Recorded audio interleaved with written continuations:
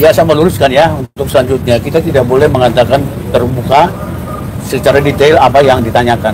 Jadi saya meluruskan selaku kuasa hukum, jadi kita tidak boleh mengumbar itu sebenarnya, tapi secara garis besar boleh. Jadi untuk lebih jelasnya seharusnya tanya penyidik gitu loh. Tapi kalaupun demikian, secara garis besar, karena ada sesuatu hal yang menurut saya ini yang katakanlah yang luar biasa dari Pak Rismon hari ini, silakan Pak Rismon langsung berbicara. Ya, silakan. Tadi ada 49 pertanyaan ya terkait dengan video di YouTube saya Bali G Academy dan di akun X saya @sandiparismon ya. Jadi ada sekitar 9 sampai 12 sebenarnya video saya yang akan ditanyakan, tetapi hari ini ya kita total war. Artinya begini, jangan diinterpretasikan seperti melawan kepolisian ya, bukan. Kalau sebelumnya saya ditanyakan tentang hal-hal teknis dan saintifik dalam klarifikasi, saya merasa itu tidak relevan karena tempus dan locus delictusnya yaitu 26 Maret 2025. Nah, hari ini berubah. Tempus dan locus delictinya adalah 22 Januari 2025. Dan itulah menjadi direlasikan atau direlevansikan dengan kegiatan-kegiatan riset kami setelahnya dan bagaimana kegiatan kami mengunjungi alma mater kami Universitas Gadjah Mada. Jadi intinya pada hari ini ya saya menjelaskan secara sedetil-detilnya ya kajian ilmiah saya, karena memang kita ini orang yang berbeda, orang-orang yang tidak pernah ketemu sebelumnya dan disatukan dengan nilai akademis, nilai-nilai saintifik. Saya dengan Bu Tifa juga kenalnya 15 April 2025 di UGM, bahkan di depan ruang 09 Fakultas Kehutanan UGM. Tapi kita dipertemukan dengan nilai saintifik itu. Itulah yang saya jelaskan sedetil-detilnya, sehingga saya hanya jawab hari ini 2 pertanyaan saja. Karena saya merasa saya harus menjelaskan sedetil-detilnya, bahkan tadi ada ini bagian tulisan saya menjadi bagian buku Jokowi's White Cover, saya print dalam bentuk buku juga dan kami serahkan sebagai pertimbangan dan petunjuk kepada penyidik, dan kami jelaskan semua urutan-urutannya mulai dari lintasan stempel, uji overlay, uji gradient analisis, proportional spacing dan kerning, terus uji NPE ya, noise pattern analysis dan lainnya, sehingga ya kami ingin membuktikan bahwa kami ingin memenuhi rasa ingin tahu kami sebagai peneliti. Apakah ijazah yang diupload oleh Dian Sandi Utama itu, kader PSI itu, yang diklaim secara sepihak itu asli, ya kami buktikan dengan metode kami. Begitu juga dengan lembar pengesahan yang kami foto sendiri di ruang 109. Rasa ingin tahu sebagai peneliti itu seharusnya tidak dibatasi oleh otoritas manapun, apalagi otoritas kepolisian. Oleh karena itu saya berpendapat dan saya ajukan ke pengacara saya, ya, tim pengacara saya Bang Jahmada, itu kalau memang hari ini tidak cukup waktu, saya siap untuk Senin sampai Jumat ke depan. Setiap hari saya datang, asalkan saya diberikan kesempatan sebanyak-banyaknya untuk menjelaskan setiap hal teknis, seteknis-teknisnya, sedetil-detilnya, sesaintifik-saintifiknya, setiap video yang ditanyakan kepada saya. Jadi itu kesempatan saya, ya, kesempatan saya untuk membela orang-orang yang bersama saya ini, mulai dari TPUA, Bu Tifa, Pak Roy Suryo, bahwa kami dipertemukan tidak lain dan tidak bukan ya nilai saintifik ini, gitu. Tidak ada interpretasi lain. Oleh karena itu kepada penyidik ya saya siap Senin sampai jam 5 saya layani, Selasa kalau kurang sampai jam 5 juga saya layani, gitu. Setiap pertanyaan akan saya jelaskan sedetil-detilnya.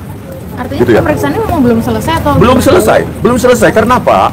Karena saya ingin diberikan kesempatan sebesar-besarnya untuk menjelaskan seteknis-teknisnya, gitu.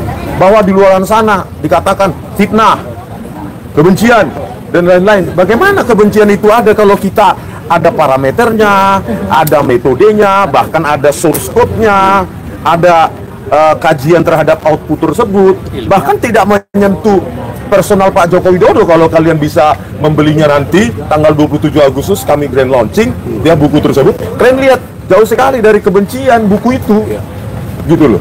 Jauh sekali dari kebencian itu, cuma metode-metode yang kami lakukan sesuai dengan keilmuan kami untuk memenuhi rasa ingin tahu kami sebagai peneliti. Dan kami jawab yang diupload Dian Sandi Utama itu banyak kejanggalan, banyak hal-hal yang kami buktikan itu potensi-potensi manipulasi digital. Maka kami simpulkan itu tidak asli gitu.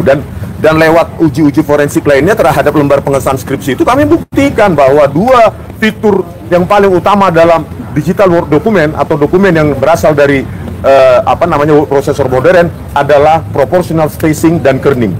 Proportional spacing artinya ruang untuk tiap huruf adaptif, berubah-ubah sesuai dengan misalnya I dengan A dengan N itu berbeda-beda. Kerning itu jarak antar huruf itu berbeda-beda.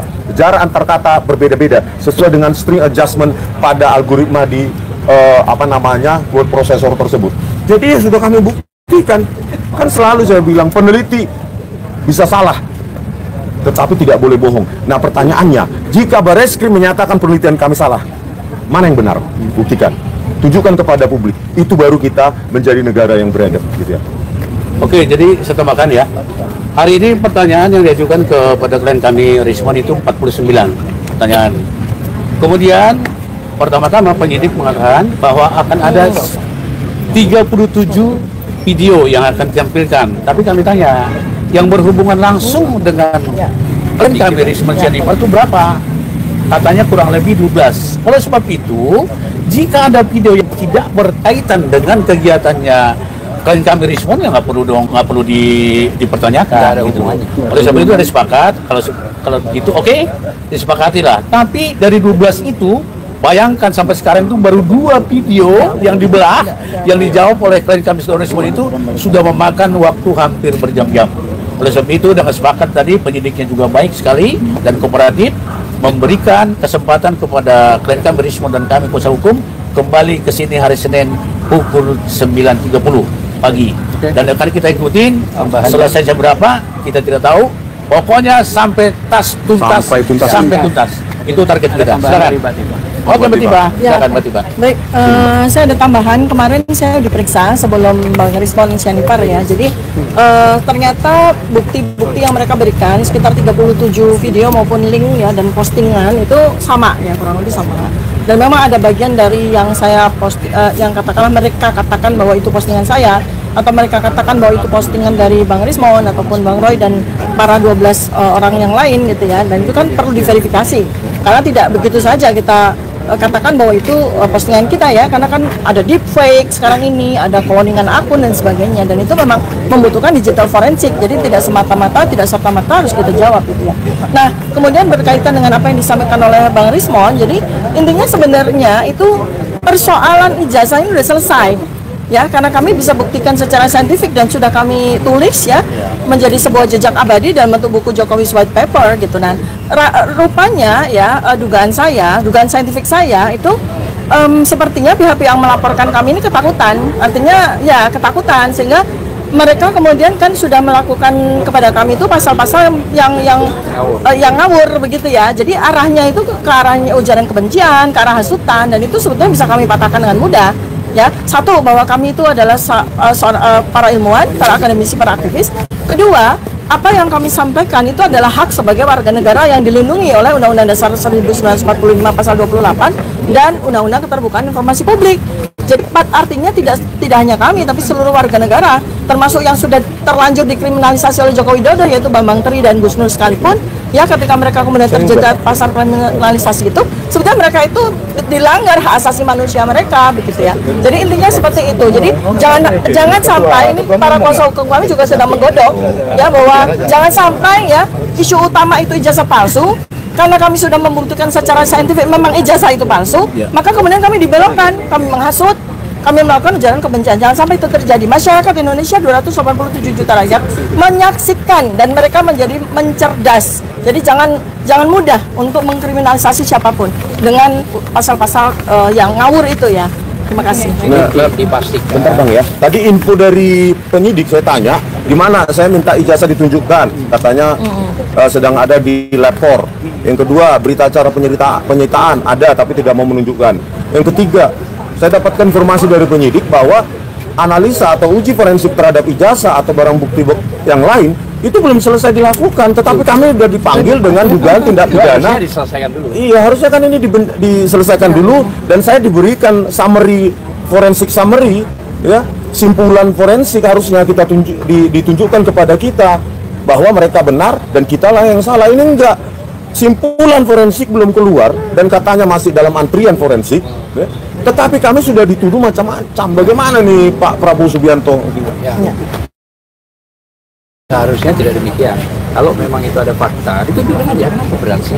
Ya ini loh, apa benar begini. Artinya kita akan meneliti.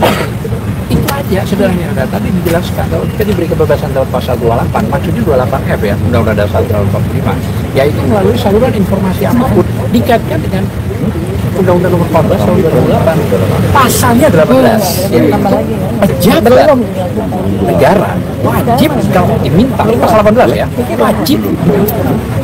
Jadi bukan tidak wajib, wajib diberikan. Pasal 18 itu undang-undang sudah terbuka informasi. Saya kira mungkin itu ya. Barangkali Bang Petrus. Oke, mungkin silakan Bang Petrus. Sebelum Pak Petrus, aku tambahkan lagi, karena kami di dalam dari awal sampai akhir ya. Jadi tahu semua yang materi di dalam, cuman saya katakan tadi bahwa sebenarnya materi dari BAP yang tindakan itu sebenarnya kita tidak boleh share. Tapi satu hal, bahwa dalam penyidikan ini sebenarnya sesuai dengan pasal 39 KUHP, di situ ada penyitaan. Penyitaan barang bukti yang ada kami tanyakan sampai tadi sebelum dimulainya penyidikan oleh penyidik kepada klien kami respon. Mereka tuh tidak berkata secara pasti apa yang disita. Nah, jelas. Padahal ini sudah masuk ke penyidikan. Jadi saya bilang seharusnya berimbang. Hukum sekarang tuh berimbang. Baik penyidik, baik yang diperiksa itu berimbang. Jadi seperti kata kami respon tadi, tidak tiba-tiba kita sudah maju jauh banget, tiba-tiba buktinya nggak ada. Ya, jadi ini jomblang namanya. Ini namanya keadilan yang selektif. Menseleksi apa yang perlu seleksi dalam hal negatif tapi. Nah, tadi akhirnya penyidik mengatakan bahwa yang disita itu ijazah SMA dan S1.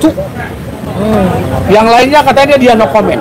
Dan kami katakan itu ada di mana? Minimal berita acaranya seperti ini, kami lihat tidak bisa juga dipertunjukkan. Oleh sebab itu, kami sebagai kuasa hukum kembali mengatakan ya, KUHP kita mengatur keseimbangan dalam penyidikan, dalam pemeriksaan, itu harus ditegakkan.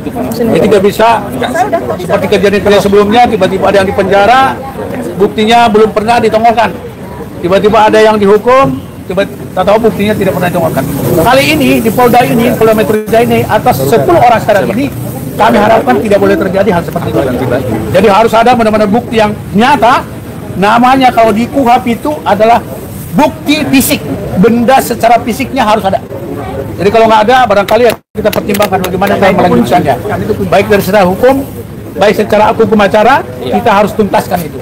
Yang jelas KUHP pasal 39 mengatakan setiap barang bukti yang disita itu berhubungan dengan penggunaan kejahatan, hasil kejahatan atau terkait dengan kejahatan itu harus muncul. Oke, saya pikir begitu. Mungkin ditambahkan oleh rekan. Ya, kalau cukup ya, kalau ada pertanyaan baru kami layani.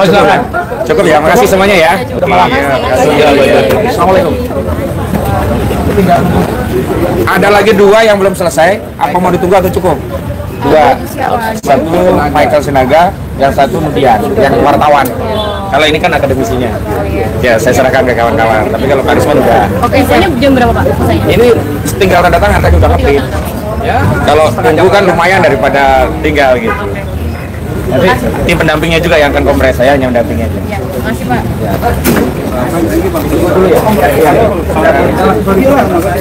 Jadi